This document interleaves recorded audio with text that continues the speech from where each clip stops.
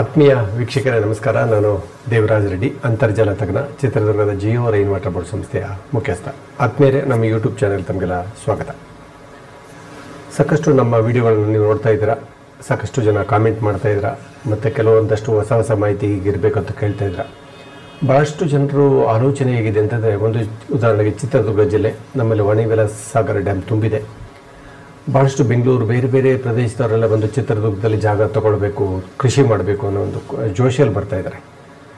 ಇಷ್ಟೊಂದು ಕಡೆ ಕೆರೆಗಳು ತುಂಬಿದೆ, ಡ್ಯಾಮ್ಗಳು ತುಂಬಿದೆ, ನದಿಗಳು ಹರಿತಾ ಇದೆ, ನಮಗೆ ಸಾಕಷ್ಟು ನೀರು ಸಿಗುತ್ತೆ ಅನ್ನೋ ಕಲ್ಪನೆ ಲೆವೆಲ್ ಇದೆ. ಖಂಡಿತ ಇದೊಂದು ಕೇಸ್ ಸ್ಟಡಿ ನಿಮಗೆ ತೋರಿಸ್ತಾ ಇರ್ತಕ್ಕಂಥ ಕೇಸ್ ಸ್ಟಡಿ ಬಂದು ದಾವಣಗೆರೆ ಜಿಲ್ಲೆ, ದಾವಣಗೆರೆ ತಾಲೂಕಿನಲ್ಲಿ ಅಣಜಿ ಅಂತ ಒಂದು ಊರು ಬರ್ತದೆ. ದಾವಣಗೆರೆಯಿಂದ ಜಗಳೂರು ಹೋಗ್ತಕ್ಕಂಥ ಮಾರ್ಗ ಮಧ್ಯದಲ್ಲಿ ಅಣಜಿಯಲ್ಲಿ 2 ಕೆರೆಗಳಿದೆ, ಒಂದು ಅಣಜಿ ಕೆರೆ ಮತ್ತೊಂದು ರಾಜಗಿರಿ ಕೆರೆ ಅಂತೇಳಿ. ಇದು ಆಗ ಮಧುಕರ ನಾಯಕರ ಕಾಲದಲ್ಲಿ ಕಟ್ಟಿರ್ತಕ್ಕಂಥ ಕೆರೆಗಳಿವೆಲ್ಲ. ಈ ಕೆರೆಗಳು ತುಂಬಿದೆ, ಈ ವರ್ಷ ಕೋಡಿ ಬಿದ್ದಿದೆ, ನೀರು ಹರಿದೋಗಿದೆ. ಸುಮಾರು ರಾಜಗಿರಿ ಕೆರೆ ಬಂದು 400 ಎಕರೆಗೂ ಜಾಸ್ತಿ ಇದೆ, ಅಣಜಿ ಕೆರೆ ಬಂದು 800 ಎಕರೆಗೂ ವಿಸ್ತೀರ್ಣವಾದಂಥ ಕೆರೆಗಳಿದೆ. ಇಷ್ಟು ದೊಡ್ಡ ದೊಡ್ಡ ಕೆರೆಗಳು ತುಂಬಿದ ಮೇಲೆ ನಮ್ಮ ಬೋರ್ವೆಲ್ ಬಾವಿಗಳಲ್ಲಿ ನೀರು ಉಕ್ಕಬೇಕು ಅನ್ನೋ ಒಂದು ಕಲ್ಪನೆ ಇದೆ. ಯಾಕೆಂದರೆ ನಾವು ಜಿಯಾಲಜಿಸ್ಟ್ ಏನು ಹೇಳ್ತೀವಿ ಅಂದರೆ, ಅಂತರ್ಜಲ ಅಂತಂದರೆ ಕೆರೆ, ಕಟ್ಟೆ, ಕುಂಟೆ, ಡ್ಯಾಮ್ಗಳು ತುಂಬಿದ ಮೇಲೆ ಅಂತರ್ಜಲಕ್ಕೆ ಪೂರಕವಾಗುತ್ತೆ ಅನ್ನೋ ಒಂದು ಕಲ್ಪನೆ ನಾವು ಹೇಳ್ತಾ ಇದ್ದೇವೆ. ಖಂಡಿತ ಈ ಕೇಸಲ್ಲಿ ಸಾಧ್ಯತೆಗಳು ತುಂಬ ಕಡಿಮೆ. ಇವತ್ತೇನು ನಾವು ನೋಡ್ತಕ್ಕಂಥ ಕೃಷಿ ಭೂಮಿ ಇದೆಲ್ಲ ರೇವಣ ಸಿದ್ದಪ್ಪರದು, ಇವ್ರಿಗೂ ಕೆರೆಗೂ ಕೇವಲ ಒಂದು 300 ಅಡಿ ಗ್ಯಾಪ್ ಇದೆ. 300 ಅಡಿ ಅಷ್ಟು, ಜಸ್ಟ್ ಒಂದು ಕಲ್ಲು ಜೋರಾಗಿಸ್ತೆ ಅವರ ಕೆರೆ ಒಳಗೆ ನೀರು ಕಲ್ಲು ಬೀಳ್ತದೆ.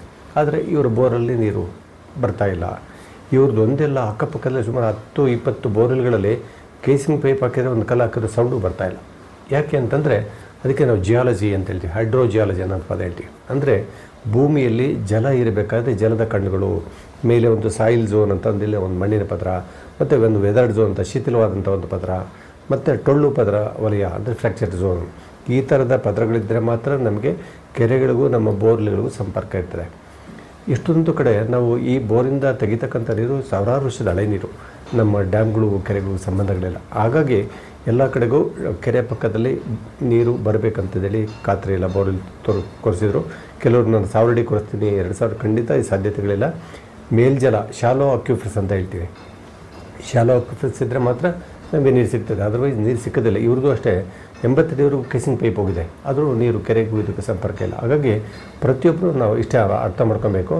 ನಾವು ಕೆರೆ ತುಂಬುತ್ತೆ, ನನ್ನ ಬೋರ್ಲ್ ನೀರು ಬರುತ್ತೆ ಅನ್ನೋದಕ್ಕಿಂತಲೂ ಮೊದಲು ನನ್ನ ಕೃಷಿ ಭೂಮಿಯಲ್ಲಿ ಬಿದ್ದು ನೀರು ಹರಿದು ಹೋಗುವಂಥ ನೀರನ್ನ ನಮ್ಮ ಬೋರ್ಲ್ಗೆ ಮರುಪೂರ್ಣ ಮಾಡಿಕೊಂಡ್ರೆ ಖಂಡಿತ ನೀರಿನ ಲಭ್ಯತೆಯನ್ನು ಹೆಚ್ಚು ಮಾಡ್ಕೊಳ್ಳೋದಕ್ಕೆ ಈ ಒಂದು ವಿಡಿಯೋ ಸಾಕ್ಷಿ. ಈ ವಿಡಿಯೋ ನೋಡಿ ಅವರ ಮಾತುಗಳನ್ನು ಕೇಳ್ತಾ ಹೋಗಿ ನಿಮಗೊಂದು ಒಳ್ಳೆಯ ಅನುಭವನೂ ಆಗ್ತಾ ಹೋಗ್ತದೆ. ನಮಸ್ತೆ. ನಮಸ್ಕಾರ. ನಮಸ್ಕಾರ ಸರ್. ನಿಮ್ಮ ಹೆಸರು ಹೇಳಿ, ಪರಿಚಯ ಮಾಡಿ. ರೇವಣ ಸಿದ್ದಪ್ಪ ಸರ್. ರೇವಣ ಸಿದ್ದಪ್ಪರು, ಅಣಜಿ ಹತ್ರ ರಾಜಗಿರಿ ಅಂತೇಳಿ ಕೆರೆ ಪಕ್ಕದಲ್ಲಿ ನಿಮ್ಮ ಜಮೀನು ಬರುತ್ತೆ. ಒಟ್ಟು ಎಷ್ಟು ಎಕರೆ ಸರ್? 2 ಎಕರೆ 10 ಗುಂಟೆ ಸರ್. 2 ಎಕರೆ 10 ಗುಂಟೆ ಜಾಗದಲ್ಲಿ ಅಡಿಕೆ ತೋಟ ಮಾಡಿದ್ರಿ. ತೋಟ ಮಾಡಿ ಎಷ್ಟು ವರ್ಷ ಆಯಿತು ಸರ್? ಈಗ 4 ವರ್ಷ. 4 ವರ್ಷ ತುಂಬಿತು. ಫಸ್ಟ್ ಬೋರ್ ಇದು ಕೊರಿಸಿದ್ದ? ಈ ಬೋರ ಅದು ಫಸ್ಟ್ ಸರ್. ಫಸ್ಟ್ ಅಲ್ಲಿ ಅದು ಇಂಗುಂಡಿ ಮಾಡ್ತಕ್ಕಂಥ ಜಾಗದಲ್ಲಿ ಬೋರ್ ಕೊರಿಸಿದ್ರಿ. ಅದು ಎಷ್ಟು ಅಡಿ ಹೋದ್ರಿ? ಅದು 400 ಅಡಿ ಹೋಗಿದೆ ಸರ್. 400 ಅಡಿ ಆಳ. ಬೋರ್ ಕೊರಿಬೇಕಾದ್ರೆ ನೀರು ಏನು ಇದ್ದಿಲ್ಲ ಸರ್, ನೀರೇ ಬೀಳಿಲ್ಲ ಸರಿಯಾಗಿ. ನೀವು ಹಂಗೆ ಕೇಸಿಂಗ್ ಇರಲಿ ಅಂತ ಬಿಟ್ಕೊಂಡ್ರಿ? ಗೌರ್ಮೆಂಟ್ನವ್ರು ಕೊಟ್ಟರು ಸರ್, ಸರ್ಕಾರದವ್ರು ಕೊಟ್ಟರು, ಅದಕ್ಕೆ ಅದಾಗಲಿ ಅಂತ ಕೈ ಬಿಡಿಸಿ ಮೋಟ್ರ್ ಕೊಟ್ಟರೆಲ್ಲ ಕೊಟ್ಟರು, ಪಂಪ್ ಹಾಕೊಂಡು ನೀವು ಮಾಡಿದ್ರಿ. ಬರಕ್ಕೆ ಸ್ಟಾರ್ಟ್ ಆಯಿತು. 1 ಕಾಲು 1.5 ಬಂದಿದ್ದು, ಹಂಗೆ ಇಂಪ್ರೂವ್ ಆಗ್ತಾ ಬಂತು. ಅದಾದ್ಮೇಲೆ ಈ ಬೋರ್ ಕೊಡಿಸಿದ್ರಿ ಸ್ವಂತ ದುಡ್ಡಲ್ಲಿ. ಇದೆಷ್ಟು ಅಡಿ ಹೋದ್ರಿ ಸರ್? ಇದು 1 ಕಾಲು 1.5 ಇಂಚು ಬರ್ತಾ ಇದೆ ಸರ್.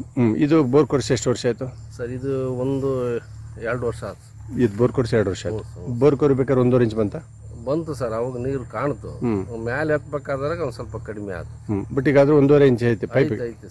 1.5 ಇಂಚ್ ಪೈಪಿಗೆ ಬರ್ತಾ ಐತೆ. ಈಗ ಇದು 1.5 ಇಂಚ್ ಬರ್ತೈತೆ. ಆಗ ಇಂಗುಂಡಿ ಮಾಡ್ತಕ್ಕಂಥದ್ದು ಅದು 1.25 ಹಂಗೈತೆ. ಎರಡೂ ಸೇರಿದ್ರೆ ನಿಮಗೆ 3 ಇಂಚು 3.25 ಇಂಚ್ ನೀರು ಬರ್ಬೇಕೀಗ. ಆದರೆ ಈಗ 2 ಎಕರೆ ಚಿಲ್ಲರೆ ತೋಟಕ್ಕೆ ನೀರು ಆಗ್ತಿಲ್ಲ ಅಂತ ನಿಮ್ಮ ಸಮಸ್ಯೆ.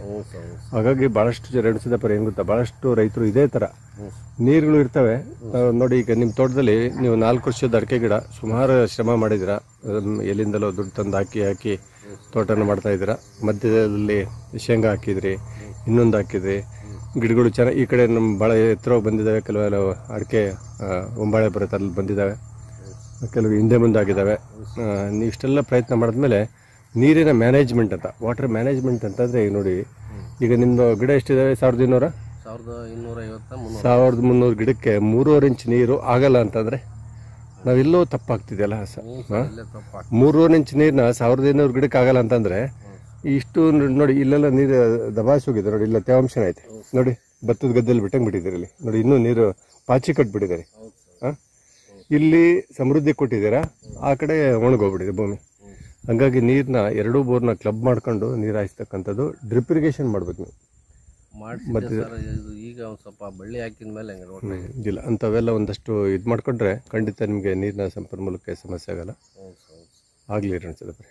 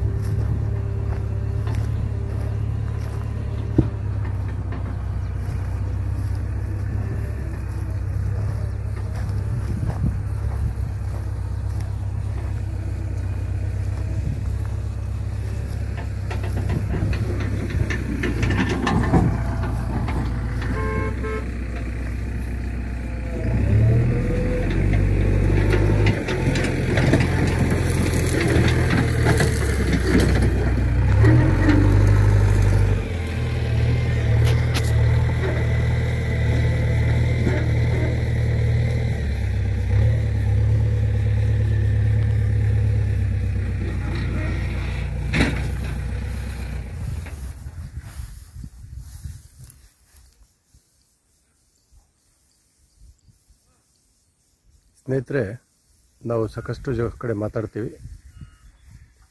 ಕೆರೆಗಳು, ಚೆಕ್ ಡ್ಯಾಮ್ಗಳು, ಬೇರೆ ಬೇರೆ ನೀರಿನ ಮೂಲಗಳಿದ್ದರೆ ಗ್ರೌಂಡ್ ವಾಟರ್ ಚೆನ್ನಾಗಿ ಇಂಪ್ರೂವ್ ಆಗುತ್ತೆ ಅನ್ನೋ ಒಂದು ಮಾತನ್ನು ಹೇಳ್ತಾ ಇರ್ತೀವಿ. ಈಗ ನಾನು ತೋರಿಸ್ತಕ್ಕಂಥದ್ದು ಇಲ್ಲೊಂದು ಕೆರೆ ತೋರಿಸ್ತಾ ಇದ್ದೀನಿ ನೋಡಿ. ಇದು ಕೆರೆ. ಇದಕ್ಕೆ ದಾವಣಗೆರೆ ಜಿಲ್ಲೆ, ದಾವಣಗೆರೆ ತಾಲೂಕು, ಅಣಜಿ ಅಂತ ಊರು ಬರ್ತದೆ. ಅಣಜಿ, ಉಚ್ಚಂಗಿ ದುರ್ಗ, ಅಣಜಿ, ಜಗಳೂರು ಹೆದ್ದಾರಿ ಪಕ್ಕದಲ್ಲಿ.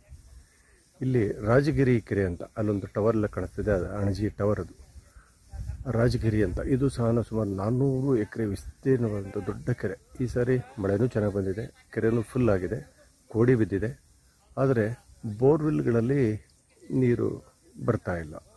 ಈ ಕೆರೆ ಸುತ್ತಮುತ್ತ ರೈತರು ಹೇಳ್ತಾರೆ, ಸರ್ ಇಲ್ಲಿ ಒಂದು 100 ಬೋರ್ಗಳು ಫೇಲ್ ಆಗಿದ್ದಾವೆ, ನೀರು ಬಂದಿಲ್ಲ ಅಂತ. ಇಲ್ಲೊಂದು ಬೋರ್ವೆಲ್ ತೋರಿಸ್ತಾ ಇದ್ದೀನಲ್ಲ, ಏನು ಕಾಣಿಸ್ತಾ ಇದೆಯಲ್ಲ, ಇದು ಸಹ ಒಂದು ಬೋರ್ವೆಲ್. ನೀರು ಎಲೆಕ್ಟ್ರಿಕಲ್ ಪೋಲ್ ಪಕ್ಕದಲ್ಲೇ ಬರ್ತದೆ. ಈ ಬೋರ್ ಸಹ ನೀರು ಬಂದಿಲ್ಲ, ಸುಮ್ಮನೆ ಕೇಸಿಂಗ್ ಪೈಪ್ ಅಂತ ಹಾಕ್ಕೊಂಡಿದ್ದಾರೆ. ಇವರೆಲ್ಲ ಒಣ ಭೂಮಿ ಇದೆ. ಕೆಲವರು ಮಾತ್ರ ಒಂದಷ್ಟು ಫೈಟಿಂಗ್ ಮಾಡಿ 4-6 ಬೋರ್ಗಳು ಪ್ರಯತ್ನಗಳು ಮಾಡಿ ಬೋರ್ವೆಲ್ ಕೊಡಿಸ್ತಾ ಅಂಥವ್ರು ಇದ್ದಾರೆ. ಈ ಥರದ ಸನ್ನಿವೇಶದಲ್ಲಿ ಕೆರೆಗಳಿಂದ ನಮಗೆ ಯಾವ ಥರ ಬೆನಿಫಿಟ್ ಆಗುತ್ತೆ ಅನ್ನೋಕ್ಕೆ ಭಾಳ ಕಷ್ಟ ಸಾಧ್ಯ.